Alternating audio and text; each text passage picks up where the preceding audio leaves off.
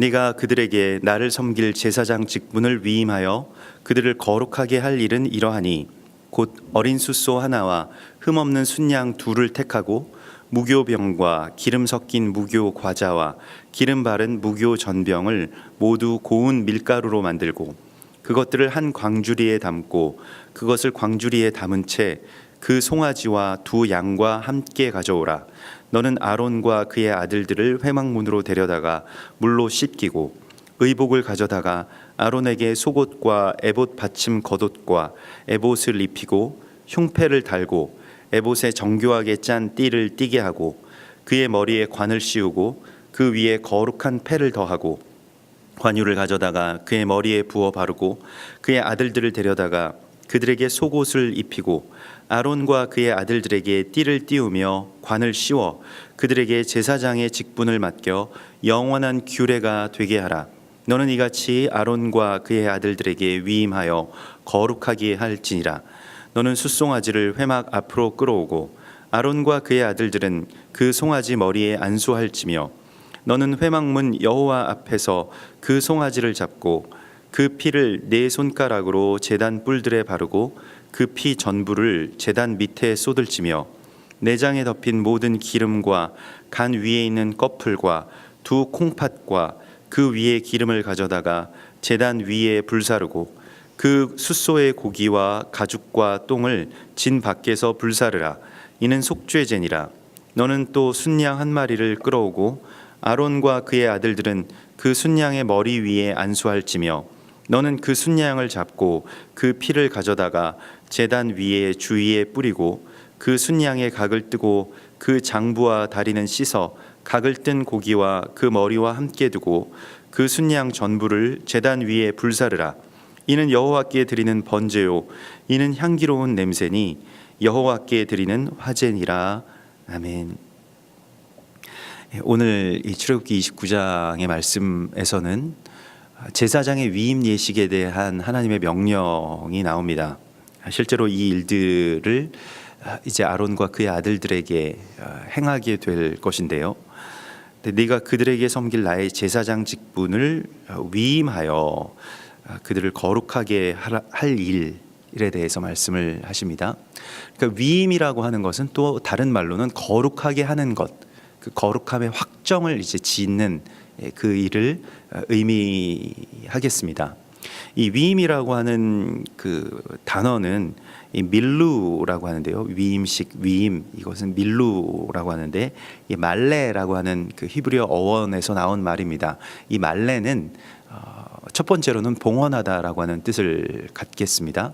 그래서 제사장의 위임 예식은 제사장의 봉헌 예식입니다. 우리가 제사장을 봉헌한다는 것이 어떠한 것일까요? 제사장은 말 그대로 산 제물인 것입니다.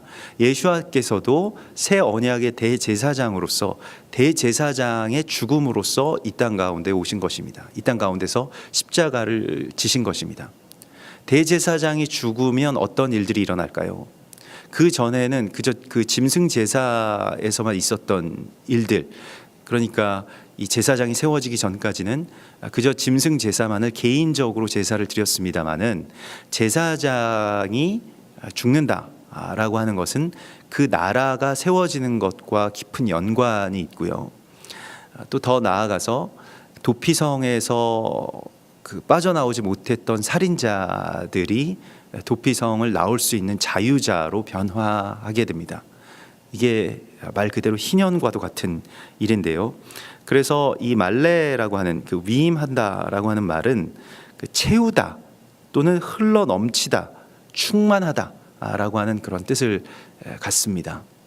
그러니까 이 위임 예식이라고 하는 것은 하나님의 은혜의 충만함, 또 하나님의 은혜가 제사장을 통해서 제사장으로부터 이제 이 땅 가운데로 흘러 넘친다라고 하는 그런 의미가 되겠습니다.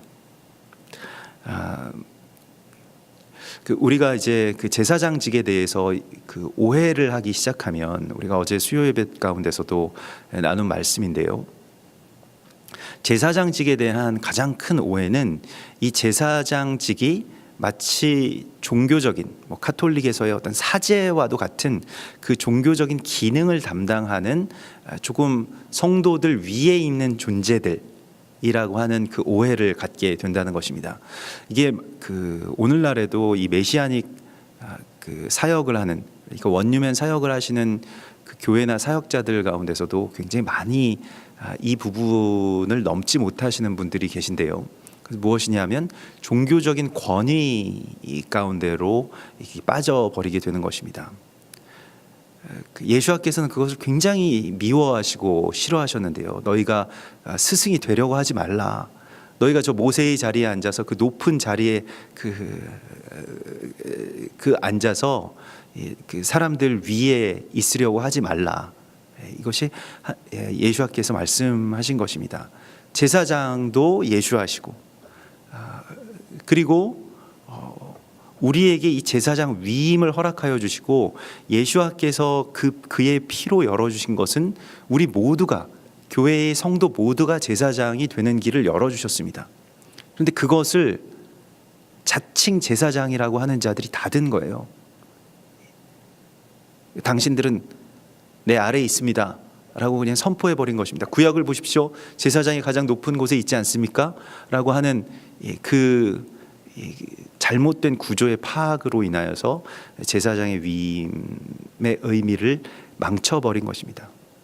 예수님께서는 우리를 제사장으로 위임하시기 위해서, 봉헌하시기 위해서 이 땅 가운데 오셨습니다. 그래서 아직까지도 평신도들은 그저 예수님에 관해서 전해 듣는 자로, 예수님에 대해서 그냥 그 일하는데 조금씩만 돕는 자들로 전락시켜 버렸다라고 하는 것이죠. 그러면 어떻게 그 제사장직을 완전하게 완성하느냐?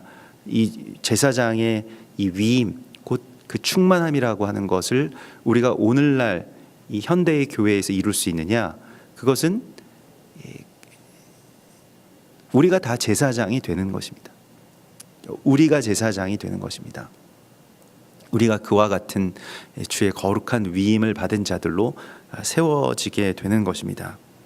주님으로 말미암아서 성령으로의 충만함을 받아서 그리스도 예수의 생명이 우리 안에서 넘쳐 흐르게 되는 것, 그것이 제사장의 위임 예식의 어떤 핵심이라고 할 수 있겠습니다. 그래서 예수와께서 이 땅 가운데 오시고 또 십자가를 지심은 우리로 왕과 같은 제사장으로 세우시기 위해서 그 일들을 행하셨음을 우리가 분명히 알아야 합니다. 그러므로 오늘 이 제사장의 위임 예식은 예수와의 십자가 사건, 또 십자가에서의 우리를 봉헌하시는 그 위임 예식과 같은 이야기임을 우리가 깨달을 수 있습니다. 그런데 제사장의 위임 예식이 있을 때, 위임이 있기 위해서는 오늘 이 말씀 속에서도 희생의 제물이 있어야만 되었습니다. 희생의 제물을 통해서만 제사장은 위임을 받을 수가 있는 것이죠. 그래서 첫 번째로 곧 어린 숫소 하나와 흠없는 순양 둘을 택하라, 이렇게 말씀을 하십니다. 어린 숫소와 흠없는 순양 둘이라고 하는 것은 어떤 의미를 가질까요? 일반적으로 이 양이라고 하는 것은 개인의 예물을 말합니다. 개인과 가정의 예물을 말하는데요. 이 소라고 하는 그 제물을 하나님 앞에 드릴 때에는 이것은 어떤 나라와 민족이라고 하는 것의 대표성을 갖겠습니다. 그래서 이 어린 그 순양 둘이라고 하는 그 흠없는 이 순양 둘이라고 하는 것은 어떤 개인이나 또한 교회 또 공동체를 그렇게 뜻한다라고 한다면, 그것을 대표하고 상징한다라고 한다면, 숫소라고 하는 것은 이제 지금 이스라엘이라고 하는 나라처럼 이 광야에서 처음으로 이제 하나님의 말씀을 받고 나라의 어떤 그 모양을 갖추어가는, 그 기초를 세워가는 그러한 모습처럼 어린 숫소는 곧 또한 이스라엘을 그렇게 상징하는 것이죠. 그리고 그것이 다 수컷이어야 되었습니다. 이 숫소와 순양이라고 할 때에 이 수컷이라고 하는 말을 이제 자카르라고 합니다.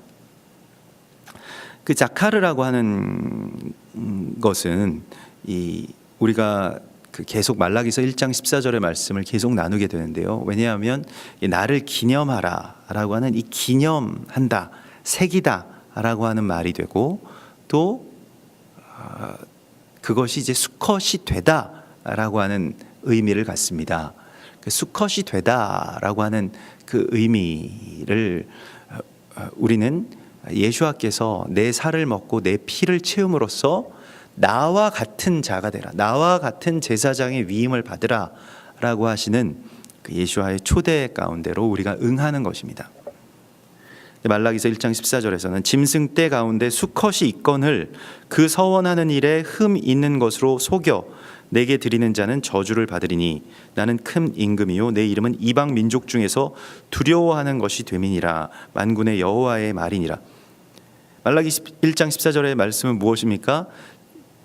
수컷이 있는데도, 수컷을 우리가 드릴 수 있는데도 서원하는 일에 속이는 것을 통해서 수컷을 드리지 않는다.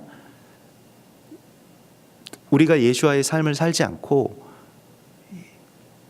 그저 예수와에 관해서 알고 마음이나 입술로 조금 인정하는 정도로만 그렇게 제물을 드리는 것, 그것을 수컷을 드리지 않는 제사라고 주께서 말씀을 하십니다.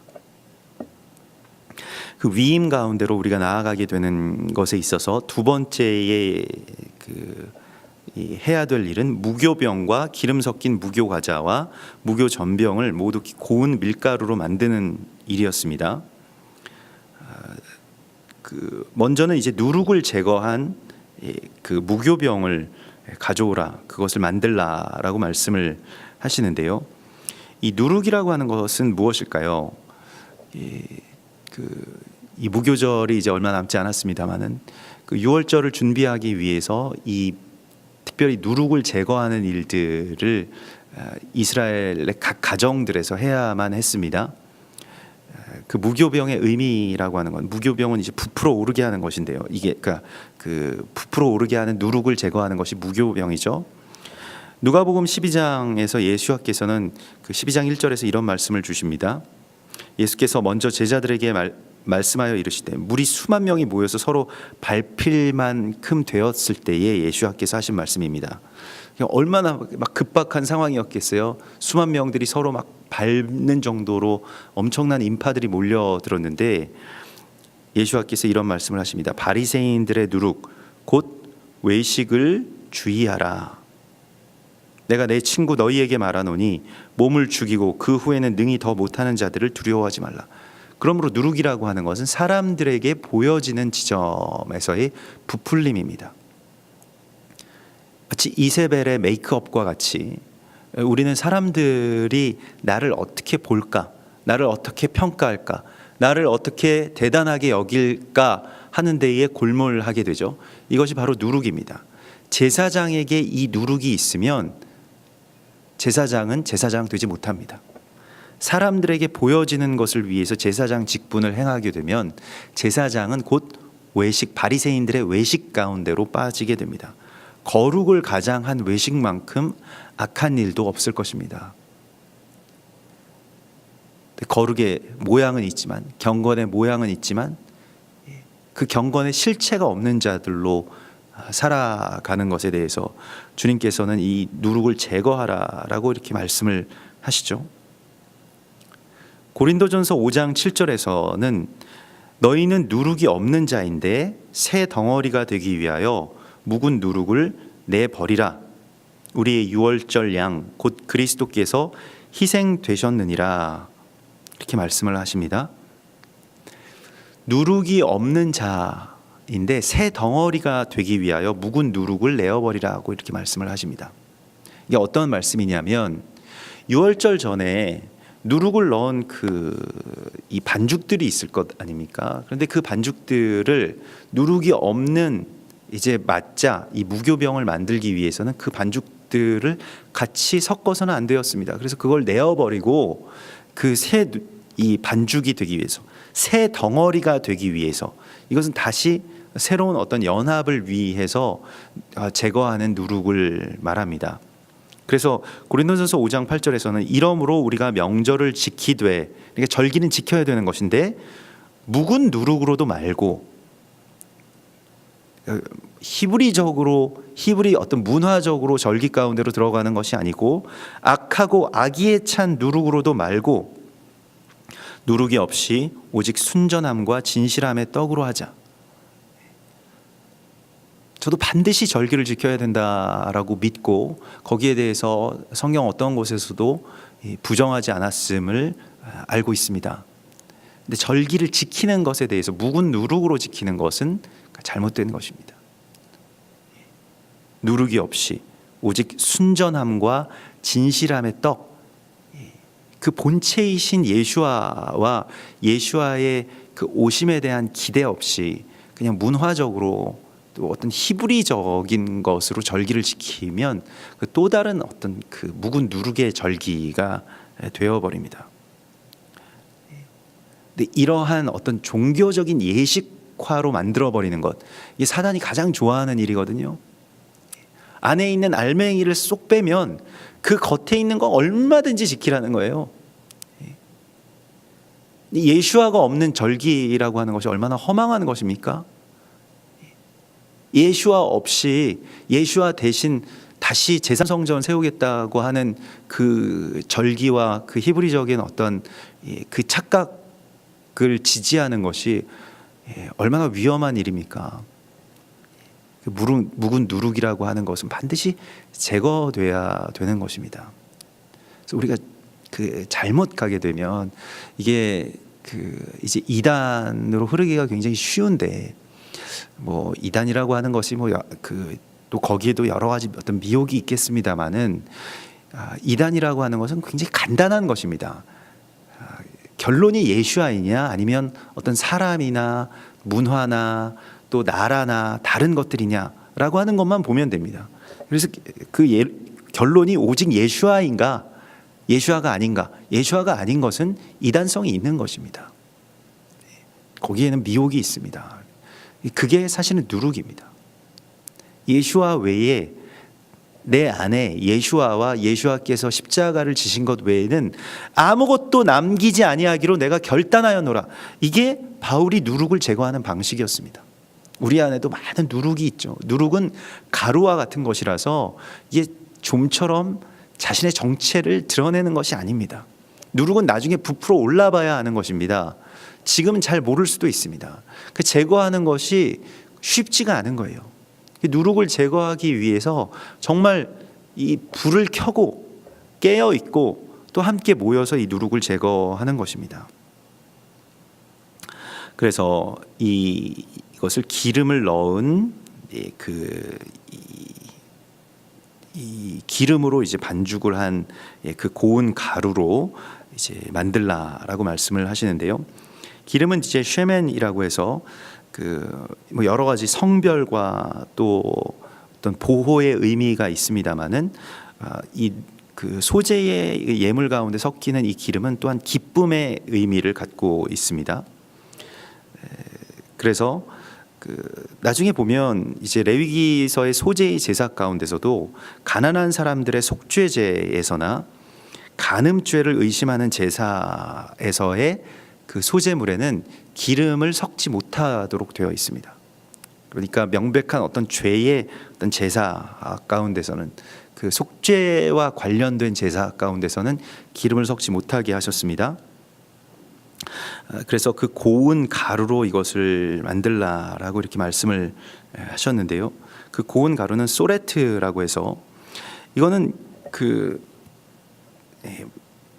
마치 연단한 그 금과 같이 계속 갈고 또 정제하고 갈고 정제하는 것을 이렇게 반복해서 얻어진 것이 이제 고운 가루의 이 소레트입니다.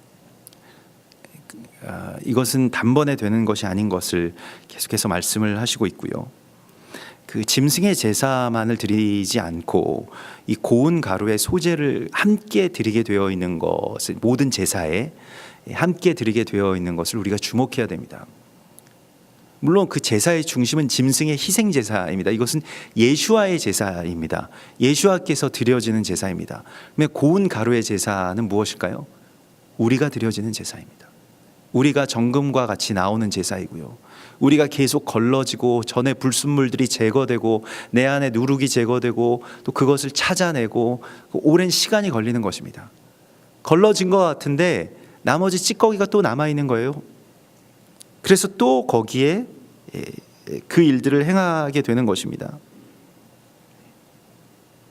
계속해서 이런 일들이 이제 우리 안에서 반복되게 되어야 되는 것입니다. 그래서 이러한 제사에 대하여서 특별히 이 소제에 대한 고운 가루에 대해서 에스겔서 16장 13절에서는 이런 말씀을 하십니다. 이와 같이 네가 금 은으로 장식하고 가는 배와 모시와 수놓은 것을 입으며 또 고운 밀가루와 꿀과 기름을 먹음으로 극히 곱고 형통하여 왕후의 지위에 올랐느니라. 여기서 금과 은과 같은 어떤 장식품의 가치처럼 고운 밀가루라고 하는 것을 그와 같은 가치로 말씀을 하고 있는 것이죠. 그러므로 이 소제라고 하는 것은 우리를 정결하게 또한 스스로를 계속해서 연단하고 또 정제시키는 그러한 과정에서 나오는 제사입니다. 이거는 보여지기에는 아주 짐승 제사처럼 무언가 아주 굉장한 것이 없다고 할지라도 아주 불살라지는 그런 어마어마한 장면이 없다고 할지라도 지극히 소박하게 주의 제단 곁에 그 불 곁에 놓여져서 구워지는 그러한 제사가 되겠습니다마는 그러나 반드시 이것을 함께 드리라고 말씀을 하시는 것이죠. 근데 우리는 그 오늘날의 이 제사에서는 이 짐승 제사만을 너무 강조하고 있습니다. 그러니까 예수와의 제사이죠. 예수와께서 우리를 위해서 단번에 죽으시고 번제물이 되신 그 제사로 모든 것이 완성되었다고 막 사람들이 떠들고 다닙니다.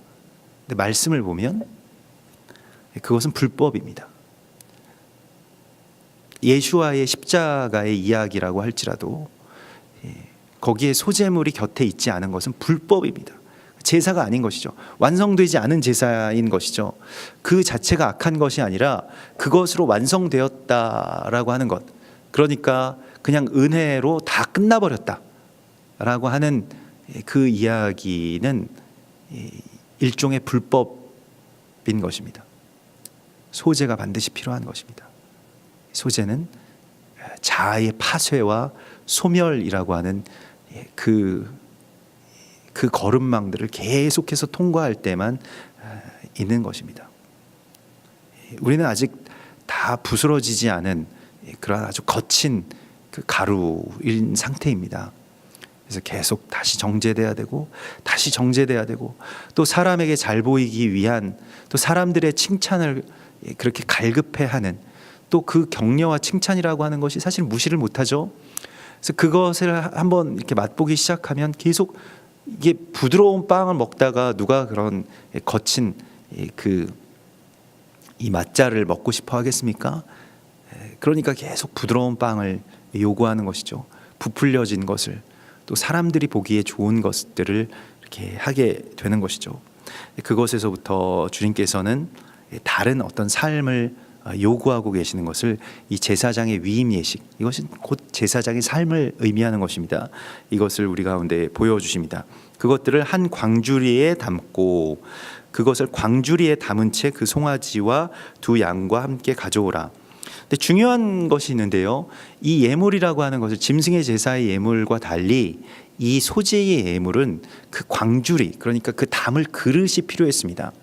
나중에 민수기서 17장 18장의 이 12지파 이스라엘 지파들의 봉헌 예식 가운데서도 이 소제물들을 담은 그 쟁반 자체를 예물로 드리는 것을 이렇게 보게 되는데요. 오늘도 그 광주리에 대하여서 주님이 말씀을 하십니다. 이것은 그 담을 그릇이라고 하는 뜻이고요.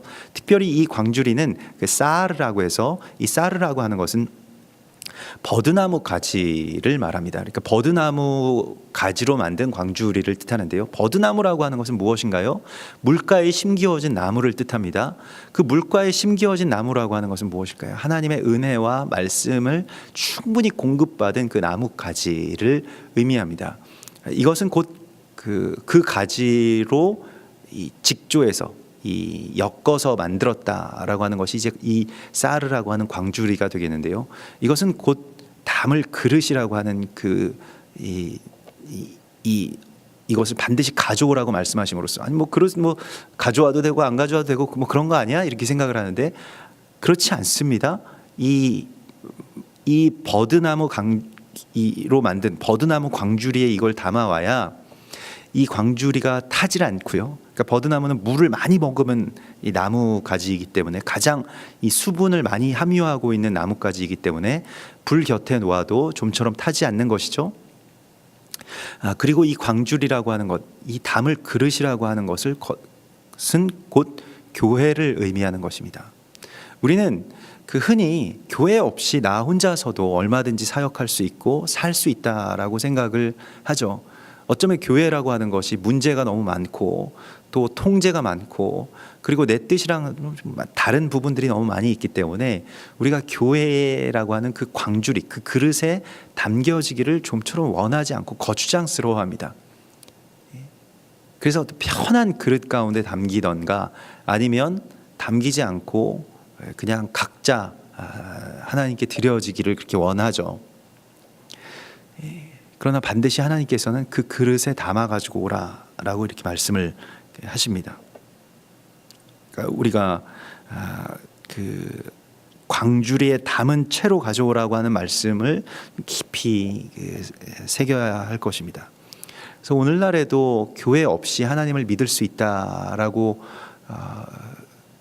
생각하시는 많은 분들이 있습니다. 교회는 나오지 않지만 하나님을 믿는다라고 하는 것이죠. 그것은 마치 희생이 없이 또 헌신이 없이 또 교회를 이루는 것에 대한 어떤 애통함과 아픔이 없이 하나님을 믿겠다라고 하는 것과 같은 이야기라고 할 수 있겠습니다. 왜냐하면 교회는 항상 그 아픔을 주니까요. 찌름이 있으니까요. 완전치 못하기 때문에 우리가 항상 여기에서 함께 연합하고 그리스도 예수와의 몸을 이루어가는 것이 참 어려운 일이니까요. 그런데 예수와의 몸이라고 하는 것은 그 지체가 떨어져 있어서는 이룰 수가 없는 것입니다. 연합이라고 하는 것은 결국에는 나의 성정을 넘어선 성령의 충만함과 교통하심으로 이루어지는 것이기 때문에 그것을 체험하기 위해서 또 그것을 이루어가기 위해서는 반드시 주님의 음성에, 그러니까 두세 사람이 내 이름으로 모여서 그 문제 많은 한 사람을 권면하면서 시작되는 그 교회의 이야기 속으로 들어가야 된다라고 말씀을 하십니다. 왜 예수와의 공동체에도 문제 많은 사람들이 너무 그렇게 많았을까요? 뭐 가룟 유다는 말할 것도 없지만은 도마 같은 사람들은 시시때때로 시시건건마다 시비를 걸었습니다. 말도 안 되는 이야기다. 논리적으로 맞지 않다. 죽으러 가는 것이냐. 손을 넣어보기 전까지는 십자가 사건 그런 것도 믿을 수 없다. 항상 찬물을 끼얹고요. 항상 문제를 일으키고요. 항상 은혜로운 분위기를 깨는 사람이었습니다. 어쩌면 뭐 베드로와 요한 같은 사람들은 도마를 보면서 저 사람 좀 안 나왔으면 좋겠다 라는 생각을 매번마다 했을지도 모르겠습니다. 다음 집회 때는 도마는 좀 안 왔으면 좋겠다, 이 생각이요. 근데 항상 나타나가지고 그건 말도 안 되는 이야기입니다 라고 그렇게 퍼부어댔던 그 도마에게 예수께서는 내 못자국 난 손바닥과 옆구리에 너의 손가락을 넣어보아라. 얼마나 깊은 사랑입니까? 도마 같은 사람은 나 여기 이게 못자국 안 보이냐? 저는 막 화를 냈을 것 같아요. 내가 이거 얼마나 아팠는데 이 옆에 이거 안 보이냐? 손가락을 넣어보아라. 이거는 뭐 얼마나 대단한 그 초청이고 그를 향한 권면이고 세움인가요? 교회는 그러한 사람들을 세우는 그 위임의 예식을 위해서 함께 존재하는 것입니다.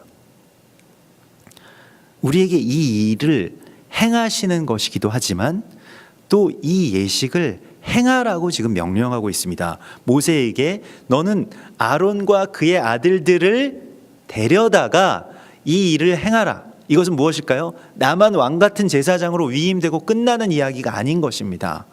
정말 말도 안 되는 이야기 가운데서 그 연약한 자들을 데려다가 물로 씻기고 주님의 기름으로 바르고 양육시키고 기도하고 계속해서 애통해하면서 옆에서 지키면서 이 한 사람 한 사람을 세우라. 이것이 교회의 해산입니다. 교회는 제사장을 해산하는 어머니와 같은 것입니다. 그리스도 예수와의 신부와 같은 것입니다. 교회가 제사장을 세우지 못하고 그냥 사제 한 명을 세워놓고 우리는 할 일 다 했다라고 한다면 악한 음료로 전락하게 되는 것이죠. 그러하기 때문에 우리에게 이 제사장 예식을 주시고 또 제사장 예식을 보여주시고 명령하시는 것을 우리가 잘 들을 수 있어야 되겠습니다. 그래서 그 광주리에 담은 채 그 송아지와 두 양과 함께 가져오라고 이렇게 말씀을 하시고요. 아론과 그의 아들들을 회막문으로 데려갔다가 물로 씻기라고 말씀을 하십니다. 물로 씻는다라고 하는 것에 있어서요. 출애굽기 30장 20절에서는 그들이 회막에 들어갈 때에 물로 씻어 죽기를 면할 것이요 제단에 가까이 가서 그 직분을 행하여 여호와 앞에 화제를 살을 때에도 그리할지니라 이렇게 말씀을 하십니다. 근데 이 물로 씻는다라고 하는 것이 이제 물두멍으로 데려가는 것이죠. 아론과 그의 아들들이 그 두멍에서 수족을 씻었다라고 이렇게 말을 하고 있습니다. 이것으로 죽음을 면하는 것이라고 말씀을 하십니다. 우리는 짐승의 제사와 피로 죽음을 면하는 것이 아닐까? 이런 생각을 하죠. 그것은 이제 백성들이 그러한 것이고요. 이 제사장은 중간에 있는 그 중재자, 중보자이기 때문에 그 중간에 서기 위해서 물로 씻음이 필요했습니다. 이 물로 씻는다라고 하는 것이 어떤 의미를 가질까요? 무엇을 상징하는 것이겠습니까? 에베소서 5장의 말씀에 나오죠. 이는 곧 물로 씻어 말씀으로 깨끗하게 하사 거룩하게 하시고 자기 앞에 영광스러운 교회로 세우사 티나 주름 잡힌 것이나 이런 것들이 없이 거룩하고 흠이 없게 하려 하심이라. 물로 씻는다라고 하는 것은 말씀으로 우리를 거룩하게 하시는 것을 의미합니다. 말씀으로 깨끗하게 하시는 것을 말씀합니다. 물로 씻는다라고 하는 것은 곧 말씀의 회복을 의미합니다. 말씀의 회복이라고 하는 것은 말씀 자체의 회복이기도 하지만 중요한 것은 그 말씀으로 내가 씻겨지는 것을 말합니다. 우리는 말씀의 회복을 말씀에 많이 두고 있거든요. 그래서 말씀을 어떻게 해석하고 말씀을 어떻게 번역하고 말씀을 어떻게 우리가 그렇게 연구할 것이냐, 이 말씀에 이렇게 많이 두고 있거든요. 그런데 말씀이라고 하는 것은 계속 우리를 씻어내는 이 생명 생수로서 우리 가운데 부어져야 되는 것입니다. 그러므로 말씀의 회복이라고 하는 것의 본질은 나의 회복에 있습니다. 내 삶이 정말로 한 절이라도 말씀 그 자체가 될 때, 그때 말씀은 회복되는 것입니다. 저는 늘 성경이 66권인 것이 이상했습니다. 왜냐하면 말씀은 완전한 것이기 때문에 77권이나 되지 않을까? 사람들도 이것에 대해서 굉장히 계속 찜찜했을 것 같아요. 왜 66권일까? 말씀의 완성이라고 하는 것은 곧 우리의 이 나머지 11권이라고 하는 것은 우리를 의미하는 것입니다. 사람의 모양과 같은 것이죠. 11이라고 하는 숫자는요. 우리가 말씀 안에 온전하게 설 때에 그때의 말씀은 완성되는 것입니다. 말씀은 기록되어 있는 종이로 된 말씀도 있지만은 삶 가운데서 행위로 된 말씀도 있는 것입니다. 종이의 말씀에만 묶이게 되면 그것은 죽은 말씀이 됩니다. 말 그대로 조문이 됩니다. 그러나 또 다른 의미에서 행위에만 너무 치우치게 되면 말씀 없이 그냥 뭐 우리는 그냥 행동합니다. 말씀은 잘 몰라요. 라고 한다면 또한 그것도 불법이 됩니다. 말씀에서 하나님이 어떻게 우리에게 살라고 하시는가라고 하는 것을 늘 깨닫고 그것으로 내 몸을 씻어내야 우리가 온전한 그 제사장의 위임 예식 가운데로 나아갈 수가 있게 되는 것이죠. 예수와께서 이 일을 하신 것입니다. 남편들아 아내 사랑하기를 그리스도께서 교회를 사랑하시고 그 교회를 위하여 자신을 주심같이 하라. 교회를 위해서 자신을 주신 예수와께서 하신 일이 바로 물로 씻어 말씀으로 깨끗하게 하사 거룩하게 하셨다라고 하는 것입니다. 그러므로 신부의 정결함이라고 하는 것은 말씀으로 되는 것이고 또 그 말씀을 살아가는 우리의 삶으로 확정되는 것을 의미한다라고 볼 수 있겠습니다. 그리고 제사장의 의복들, 완성된 의복과 머리에 그 패와 이 띠를 띠게 하고요. 그리고 관유를 가져다가 그의 머리에 부어 바른다라고 이렇게 말씀을 하십니다. 그 관유, 이 미시아흐라고 하는 것이죠. 그래서 메시아의 어원이 이 미시아흐, 관유에서 나온 것입니다. 미시아흐가 그 부어진 자를 이제 메시아라고 부르는 것이죠. 그러므로 메시아는 제사장입니다. 또 메시아는 왕이죠. 메시아는 선지자입니다. 다 미시아흐가 부어진 자들을 의미하는 것이죠. 머리에서 부어서 바른다라고 이렇게 그 말씀하고 있는데요. 어떤 우리가 이것도 일종의 어떤 커버링과 같은 걸 덮는 것이고요. 세상과 구별되는 것을 그렇게 상징하는 것인데 제사장의 머리에 부어진 기름에 대한 가장 이 위대한 통찰은 시편 133편에서 하나님께서 우리에게 주셨죠. 보라 형제가 연합하여 동거함이 어찌 그리 선하고 아름다운고 머리에 있는 보배로운 기름이 그러니까 제사장의 위임 가운데 머리에 이 미시아 셰멘이 이렇게 쭉 발라지고 부어질 때에 수염 곧 아론의 수염에 흘러서 그의 옷깃까지 내림 같고라고 이렇게 말하고 있습니다. 그러므로 제사장의 기름 부음이라고 하는 것은 무엇과 같은 것일까요? 형제의 동거와 연합에 있다라고 말씀을 하십니다.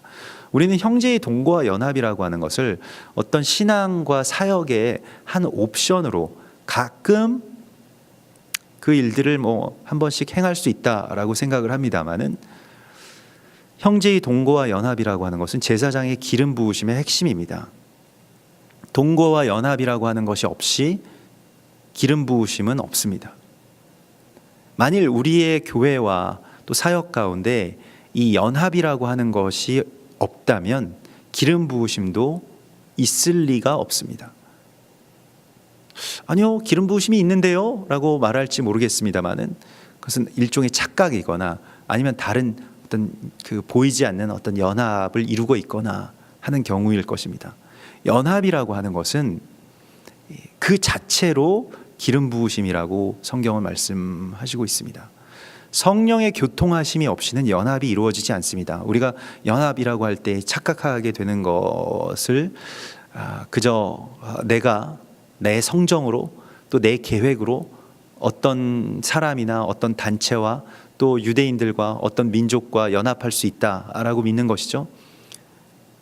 전에는 우리에게 상관도 없었던 사람들이 나의 형제와 자매가 되는 그 기적은 성령의 기름 부으심 안에서만 일어나는 것입니다. 그게 연합입니다. 전에는 심지어는 원수였던 자들이 성령의 기름 부으심 안에서 용서되고 또 함께 연결되고 우리가 이 한 상에 둘러앉아서 먹고 마시게 될 줄을 누가 알았습니까? 라고 웃으면서 회고하게 되는 그 일이 바로 아론의 머리에 있는 기름 그것이 흘러내림과 같은 것이라고 말씀을 하고 있습니다. 그런데 자세하게 다시 시편 133편을 살펴보면 머리에 있는 기름이 수염으로 또 그 수염에 있는 기름이 옷깃으로 그렇게 흐름과 같다라고 말씀을 하고 있습니다. 예수와께서도 이에 대한 말씀을 예루살렘과 온 유대와 사마리아와 땅끝까지 이르러 나의 증인이 되라 라고 하신 말씀으로 그렇게 선포하셨습니다. 머리라고 하는 것, 그리고 예수와의 뜻이라고 하는 것, 우리 하나님의 그 뜻을 우리가 증거하는 자들로, 또 성령의 교통하심의 그러한 통로로서 우리가 쓰임받게 되는 것은 바로 이러한 연합의 증인들이 되는 것이고요. 또한 연합의 기름 부으심의 사람들이 되는 것입니다. 기름이라고 하는 것은 부드러운 것이죠. 보호하는 것이고요. 또 자신을 좀처럼 그렇게 어떤 그 자신 자체로서 존재하지 않고 어떤 것들을 부드럽게 감싸고 또 섞게 하고 연결하고 불을 켜고 자신은 그렇게 소멸되는 그 자체의 그 기름의 역할이 있는 것이죠. 우리가 흔히 말하는 어떤 윤활유와 같다라고 하는 것이요. 엔진이 아무리 강하다고 해도 안에 그 윤활유가 없으면 금방 그 엔진은 몹쓸 것이 되어버릴 것입니다. 교회에서도 이와 같이 온유한 자들, 또 기름과 같은 역할을 성령 안에서 행하는 자들이 있습니다. 연합의 고리가 되는 분들이 있죠. 남들을 판단하거나 또 들레거나 찌르지 않고 상한 갈대를 꺾지 않고 꺼져가는 등불을 끄지 않는 사람들, 이것이 바로 제사장의 기름 역할을 하는 자들일 것입니다. 우리에게 이 사명이 있는 것이죠. 우리는 누구를 심판하기 위해서 이 땅 가운데 보내심을 받지 않았습니다. 예수와께서는 심판의 권세가 있으심에도 나는 아무도 심판하지 아니하노라 라고 말씀을 하셨습니다. 예수와께서도 그러하셨는데 우리가 무엇이라고 매일같이 누군가를 심판하고 이건 잘못됐어, 저건 뭐가 문제가 많아 라고 판단할 수 있을까요? 그것은 연합을 깨는 행위입니다. 어디에서 무슨 판단을 하고 돌아다닌다 라고 하는 것만큼 추한 일도 없을 것입니다. 내가 좀 무엇을 안다고, 내가 좀 무엇에 대해서 높은 기준을 가지고 있다고 해서 그 다른 것들에 대해서 그 판단하는 것은 아무런 연합에 도움을 주지 못합니다. 그러면 그 부족함들이 우리에게 보일 때, 어떤 사람이나 어떤 사역이나 어떤 공동체에 대한 부족한 것들이 우리에게 보일 때 기름의 역할을 하는 것은 무엇일까요? 감싸주는 것입니다. 부족함을 채워주는 것입니다. 그것을 위해서 애통해야 하는 것이고요. 아, 여기가 이런 부족함이 있어서 나를 보내셨구나 라고 해서 그 부족함을 나에게 또한 보이게 해주셨구나. 생명나무와 선악을 판단하는 나무는 같은 것입니다. 그것을 가지고 누군가를 판단하면 그것은 공동체를 깨고 연합을 회파하는 마귀의 일이 되지만은, 그것을 봄으로써 내가 애통해야 하고 내 안에서 그 부족한 것에 대한 체험의 헌신들이 나오게 된다면 그건 생명의 일이 되는 것입니다. 같은 일을 보는데도 우리는 각각의 판단의 나무 열매를 취하는가, 아니면 생명나무의 열매로 그것을 풍성하게 하는가의 기로에 서 있는 것입니다. 그래서 그러한 것들을 나에게 보이게 해주신 것에 대해서 감사해야 됩니다. 그리고 이 부족함에 대해서 그럼 나는 기도해야 되겠다, 이렇게 우리가 나아가야죠. 그리고 이렇게 채워줘야죠. 이것이 제사장의 사명입니다. 제사장은 중지하는 자입니다. 하나님, 이들이 정말로 부족함들이 많지만은 주님, 그러나 제가 산 재물이 될 터이니 이들의 부족함을 채워주소서. 내 능력으로 채우는 건 아닙니다. 내가 뛰어들어서 당신들 이거 나와보세요, 내가 부족함들 다 채워주겠습니다, 이게 아니고요. 나는 주님께 온전하게 번제물로 드려질 터이니 그러면 주님께서 채워주시옵소서라고 간구하는 것입니다.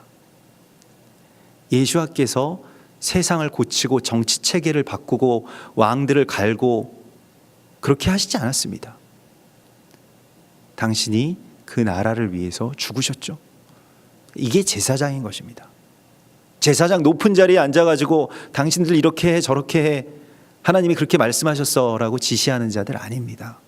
가장 낮은 곳에서 주님 앞에 애통해하면서 울며 구하는, 말 그대로 중간에서 대신 울어주는 자, 대신 희생하는 자, 그가 바로 제사장인 것입니다. 이것이 연합의 기름 부으심의 또 실체입니다. 제사장은 기름 부으심을 받은 자이고요. 그 기름 부으심을 행하는 자도 또한 제사장이죠. 사람을 세우는 자이고요. 그래서 그의 머리에 부으고 그들에게 다시 속옷을 입히고 띠를 띄우고 관을 씌우고 이렇게 이 제사장의 의복들을 입히라고 말씀을 하시고요. 그들에게 제사장 직분을 맡겨 영원한 규례가 되게 하라. 이것은 영원한 규례라고 말씀을 하십니다. 위임이라고 하는 것이 충만함과 채움과 완성에 있기 때문에 이 말레라고 하는 것이요. 에베소서 1장 23절에서 교회는 그의 몸이니 만물 안에서 만물을 충만하게 하시는 이의 충만함이니라. 우리가 제사장이 위임되었다라고 하는 것은 무엇일까요? 성령으로 충만함을 받았다라고 하는 것을 의미합니다. 이게 제사장의 위임입니다. 제사장의 완성은 다른 것에 있는 것이 아니라 성령의 충만함, 곧 그리스도 예수와의 영으로 충만하게 되는 것을 의미합니다. 예수와의 삶을 살아가게 되는 것을 의미하는 것이죠. 이것이 영원한 규례가 되게 하라. 그래서 우리를 왕과 같은 제사장으로 부르셨고요. 이 규례들을 우리가 깨어서는 안 됩니다. 어떤 특정한 사람만이 제사장이고 나머지는 다 평신도, 백성이야 이렇게 이야기하는 것은 교회의 사명은 아닙니다. 교회가 또 우리 성도들이 이 세상과 하나님 사이의 중재자가 되어야지 교회에서 하나님과 하나님의 성도들 간에 어떠한 중간자가 있어서는 안 됩니다. 교리적으로 맞지 않습니다. 그래서 오늘 주님께서 그러한 제사장의 위임 예식을 한 이후에 또 다시 이제 이런 말씀을 주시는데요. 그것만이 있는 것이 아니고요. 그 송아지를 잡고, 그러니까 제사장이 이제 머리에 안수를 해서 그 송아지를 잡게 되는데 그 송아지가 어떻게 되는지를 우리가 보게 되면 피가 제단 밑에 다 쏟아지게 되고요. 이거는 이제 제사장의 위임 예식의 또 다른 이면입니다. 영광스러운 면이 있고요. 그다음에 그 이면에서 그 영광을 지지하기 위한, 지탱하기 위한 희생의 기초가 있죠. 피가 제단에 쏟아지지 않으면 제단이 서지 못합니다. 순교자의 피 위에서만 교회는 세워질 수 있습니다. 우리는 다 사도들과 선지자들의 터 위에 세움을 받았습니다. 사도들과 선지자들이 어떻게 터가 되었습니까? 낮아지고 찢겨지고 고난받다가 죽어서 우리의 터가 된 것입니다. 우리 그 터 위에 서 있는 것입니다. 그리고 거기에서 태워지고 모든 그 안에 있는 내장들, 이 내장이라고 하는 것, 이것은 그 안에 있는 어떤 마음들, 심성들을 의미하는 것인데요.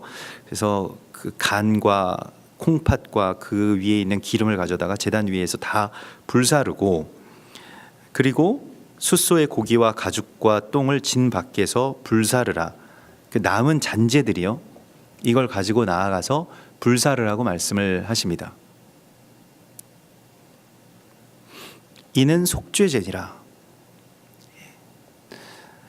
그래서 우리가 이제 이것을 잘 다룰 수가 있어야 되는데요. 우리 그 죄에 대해서 다루는 법에 대해서 우리가 잘 배우질 못했습니다. 그냥 예수와께서 그냥 없애주셨다라고만 그렇게 그냥 알고 대충 넘어가 버린 부분이 있는데요. 짐승의 제사 가운데서 그 죄라고 하는 것은 그 남은 이 잔재에 대한 처리를 의미합니다. 죄가 그냥 그저 있는 거예요. 그대로 있는 거예요. 제사도 드리고요, 예배도 드리고요, 사역도 하고요, 제사장도 어쩌면 세워진 것 같습니다. 연합의 대단한 어떤 진보들이 이루어진 것 같지만 삶은 왜 그런가?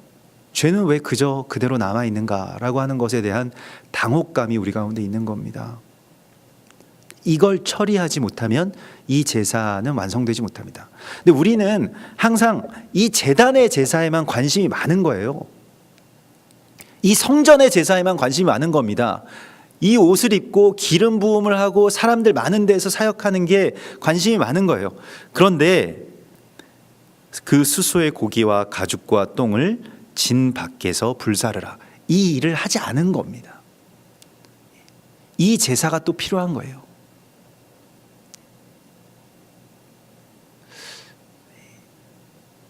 이 제사에 제단이 없었던 거예요.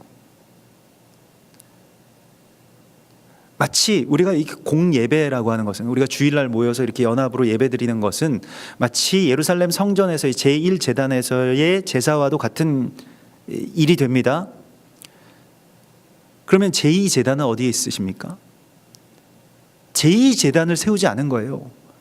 제2번제단은 각 가정에 있어야 됩니다.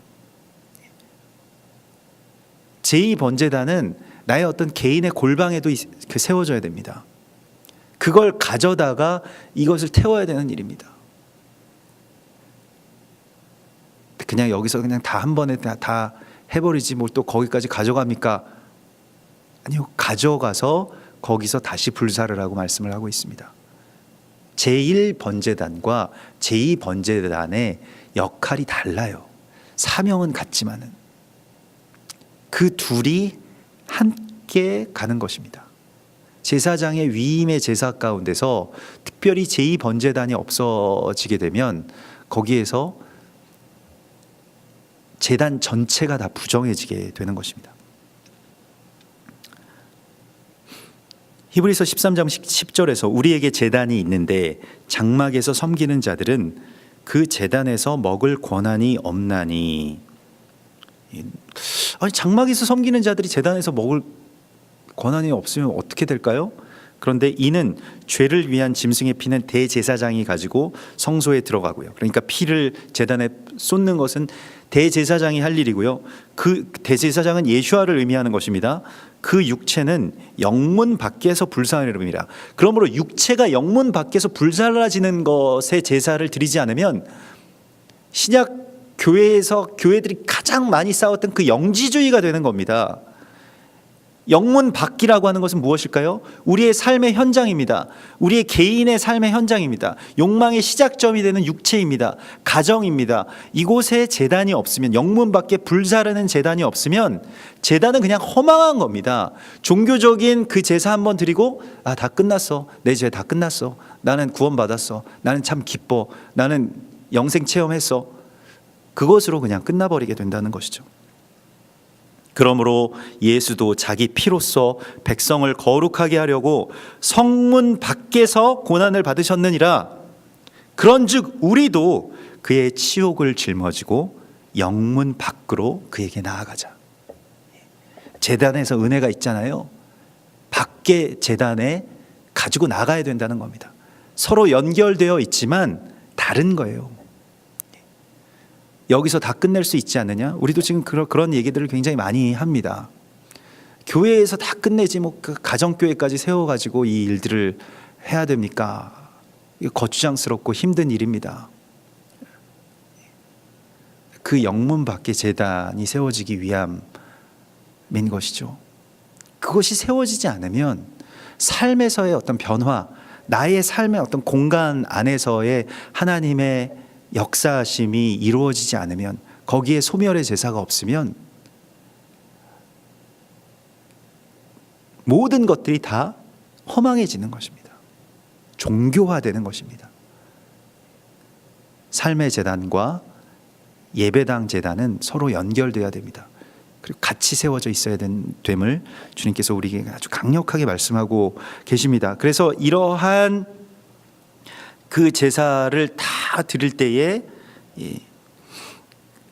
거기에서 순양을 잡고 그 피를 가져다가 제단 주위에 뿌리고 순양의 각을 뜨고 순양 전부를 제단 위에서 불사를 하고 말씀을 하시고요.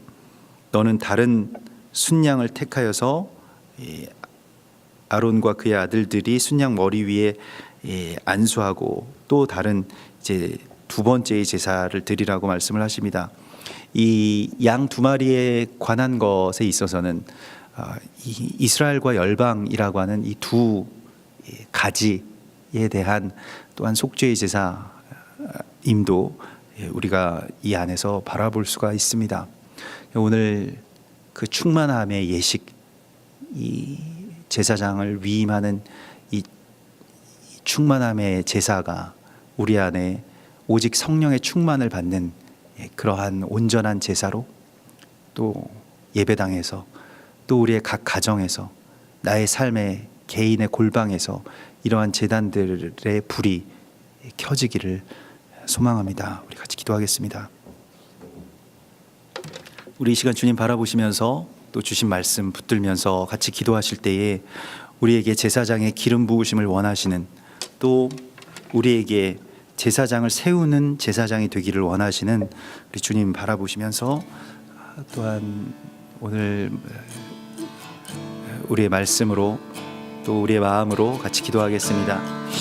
주여 찬송합니다. 할렐루야. 주여 경배합니다. 아버지, 주님의 말씀이 진리이시오니 주여 우리 가운데 임하여 주시옵소서. 주여 우리를 새롭게 하여 주시옵소서.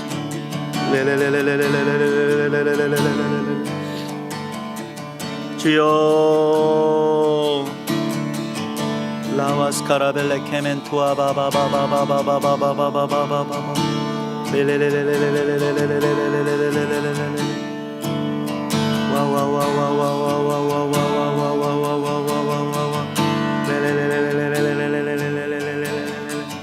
와스테랄라 와스테랄라 와스테랄라 와스테랄라 와스테랄라 아버지여 우리를 깨끗게 하사 제사장으로 세우시고 주여 또한 우리가 제사장을 세우는 주의 제사장들 되게 하여 주시옵소서. 주여